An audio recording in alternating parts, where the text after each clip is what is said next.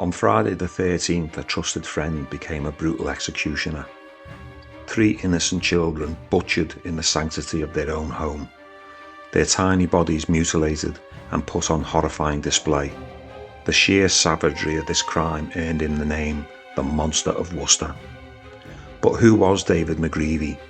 What turned this so-called gentle and caring babysitter into a sadistic murderer? And why, after committing one of the most shocking crimes in British history, was he eventually released back into society? This is the case of the Monster of Worcester.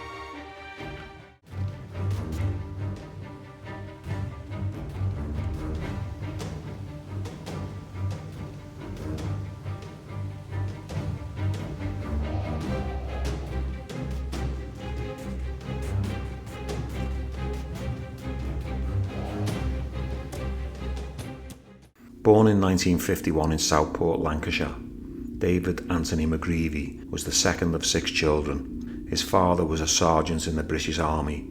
McGreevy's early years were marked by instability as he moved around a lot.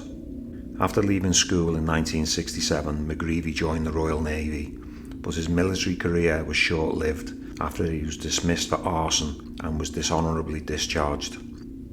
By 1972, his erratic behaviour and growing alcohol problem led his parents to force him out of their home. Homeless and desperate, he turned to his friend Clive Ralph for help, unknowingly setting the stage for one of Britain's most horrific crimes. 21-year-old McGreevy was allowed to rent a room in the Ralph's family home, where Clive lived with his wife Elsie and their 2 small children, Paul and Dawn. Elsie was pregnant with the Ralph's 3rd child, Samantha.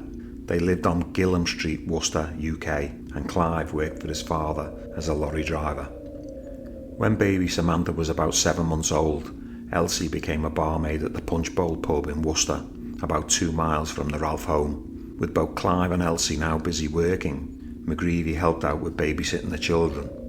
At that time, everyone knew him to have a friendly nature and a person who loved children, and according to Elsie, he would spend hours playing with their children and acted like a father to them. As such, the couple regularly trusted him to babysit their children, Paul, Dawn and baby Samantha.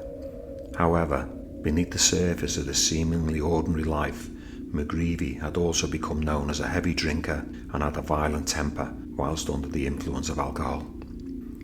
Friday the 13th of April 1973 is a date which will forever be etched in horror.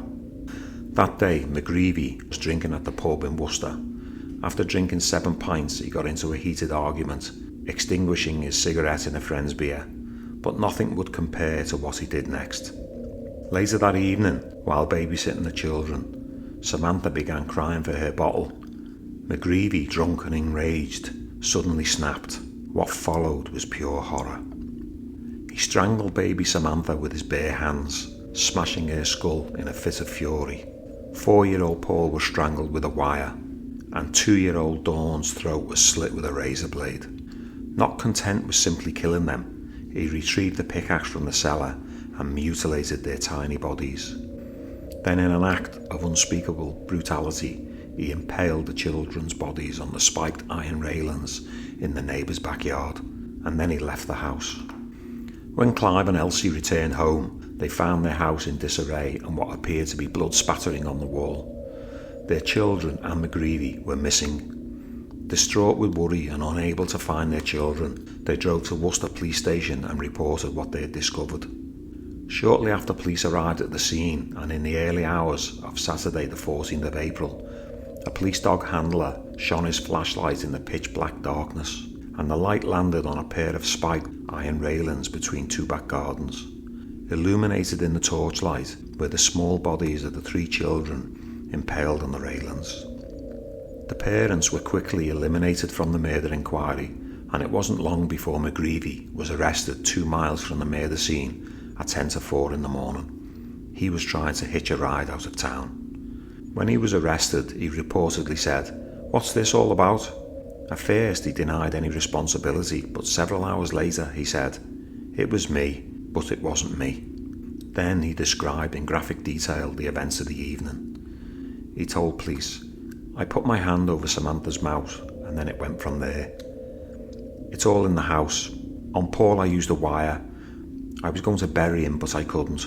I went outside and put them on the fence. All I could hear is kids, kids, kids. McGreevy's only explanation for the murders was that the baby wouldn't stop crying.